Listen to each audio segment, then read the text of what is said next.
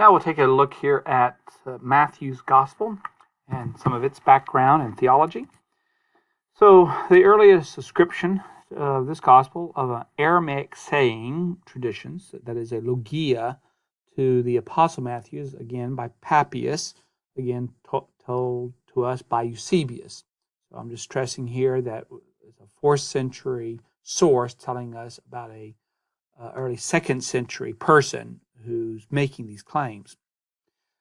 And it's around 160 AD, Irenaeus reiterated the claim that Matthew wrote an Aramaic gospel in his work against heresies. Internal evidence favoring Matthew are the identification of him as a tax collector. So in Mark's gospel, we have a tax collector called Levi, but this name is changed to Matthew.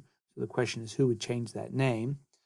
Additional mentions of tax collectors in the gospel than what you would have in Mark.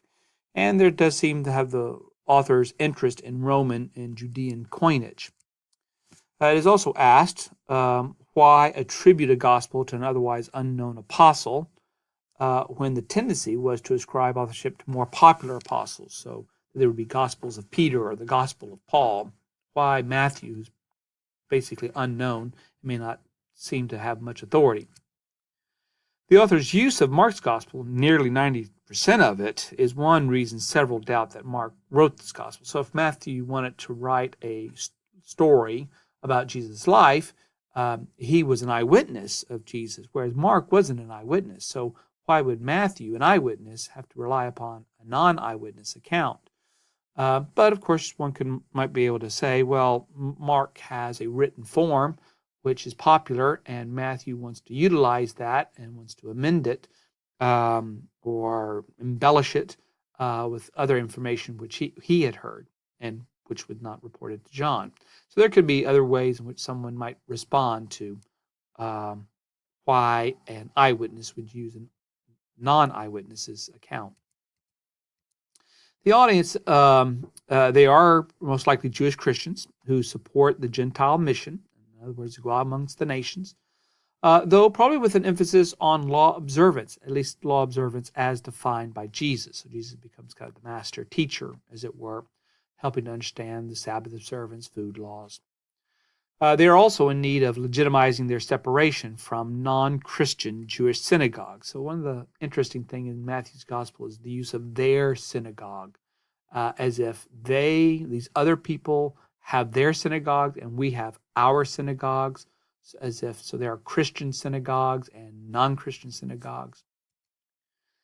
It's possibly to Jewish Christians in Antioch in Syria, and the reason why this may be possible or more probable is the heavy influence of this gospel on the work of Ignatius of Antioch and the work of the Didache, which is the manual of the teaching of the 12 apostles, which is also a work constructed in Antioch of Syria. As far as the date is concerned, the harsh criticism against the Pharisees and allusions to Jerusalem's destruction might reflect a post-70 AD. Some scholars have raised questions about what's known as the Birkat Haminim, the benediction against the heretics, and about when was the time when Jews started kind of excommunicating Jewish Christians from synagogues. But there's a lot of debate about the Birkat Haminim as a source to indicate a kind of a separation or a parting of the ways between Jewish and Christian communities. As far as the structure goes, there are 5 distinct discourses in the Gospels. That is, where Jesus primarily does a monologue, and they all kind of start and end the same way. So we have a Sermon on the Mount, we have a missionary discourse, kingdom parables, a leadership discourse, and an eschatological discourse. So in a lot of ways, these discourses then help to give structure to the movement of the gospel. Each discourse is preceded by a collection of narratives emphasizing either Jesus' ministry, his teaching, or his redemptive work.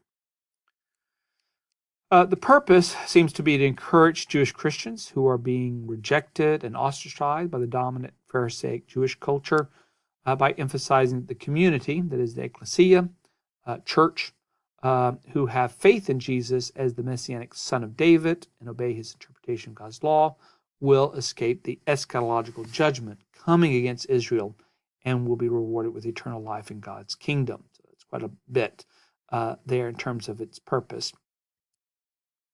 You may want to note De Silva has 7 Matthean messages on the church's ethic that you'd probably want to look at and pay attention to. Now, looking in terms of the Christology in Matthew, there are 4 elements to Matthew's portrait of Jesus as Messiah. He is the Son of David. He is Emmanuel. He is, again, Son of Man, and he is Son of God.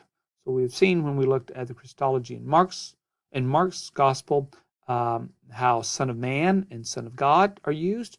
But here we're going to look at Son of David and Emmanuel. Son of David does occur in Mark's Gospel. Emmanuel does not. This Son of David is particularly important in Matthew. This is the designation that we find in the prologue, and David's descent is emphasized in the genealogy with its structure and its division into 14 names. Now, what's interesting about this genealogy is that this genealogy is a genealogy of Joseph, but Matthew makes it clear that Jesus is not the biological child of Joseph. He's the son of Mary, who has a miraculous conception. So it's curious that he would give the genealogy of Joseph. But Joseph's genealogy is emphasized Davidic, and it's divided up into 3 sets of 14 names each. And it may be significant that it's 14 since the numerical value of David's name is 14. In Hebrew, David's name has 3 consonants, and each consonant has a numerical value. And you add up the value of each consonant, and it comes up to the number 14. So through the structure, it may actually be indicating a divinic aura about Jesus. In particular, Matthew stresses Jesus as the Son of David who miraculously heals Israel's sicknesses, especially blindness. Interesting, because usually the Messiah is not, the anticipated Davidic Messiah is not anticipated to be a healer as such. Maybe more in kind of the generic sense of healing Israel of her sins by coming and getting rid of the oppressors, getting rid of her enemies and healing the land and bringing restoration. But coming around and curing sicknesses is not generally thought of as a role of a messianic, Davidic Messiah. So it's curious that Matthew does this. Blindness, of course, can be symbolic of the idea of not seeing the truth. And so here comes Jesus helping people to see the truth of who he is. Jesus' question about the Messiah as David's son in chapter 22 points to the Pharisees' incapability to discern Jesus' true identity. So in this episode, Jesus seems to be kind of claiming to be the son of David. Even though he's not biologically connected to Joseph, he's still son of David.